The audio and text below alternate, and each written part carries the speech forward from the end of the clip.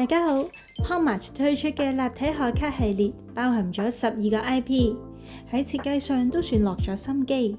今次就冇抽盒手感可言，而重量只能夠作為一個參考。哈斯 Poo 嘅桃花朵朵，我欣賞佢用咗淺藍色去襯托，而燕子喺頭頂飛過，營造出一種動感。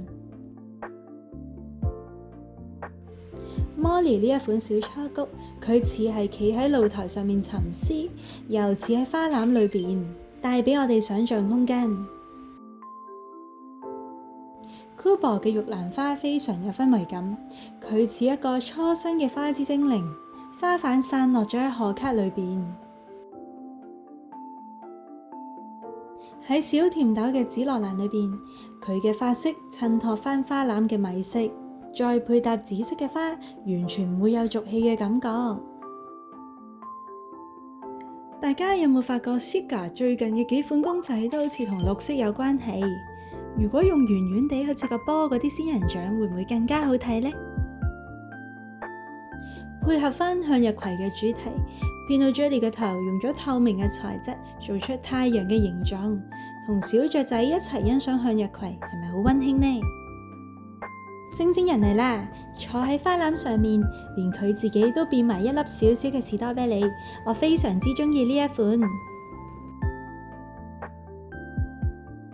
Demo 呢一款普通版嘅鬱金香，配色好柔和，同佢一如既往嘅盒蛋一樣，望落去好討喜，但係就冇太驚豔嘅感覺。相反，就算唔係 Pucky 嘅 fans， 都一定會中意呢一款。鈴蘭即係豆子，豆子即係鈴蘭。Pucky 好悉心咁為佢哋淋水。如果我收到 Cry Baby 呢一款櫻花做禮物，一定會好開心，因為每一次打開賀卡，就好似櫻花喺我面前綻放咁。Skull Panda 嘅紅玫瑰，毫無疑問一定會係大熱款。高貴而又有暗黑嘅風格，又有邊個會唔中意呢？Labubu 調皮咁拎住蒲公英，呢一款充滿活力，但我覺得蒲公英嘅表現可以更加真實少少。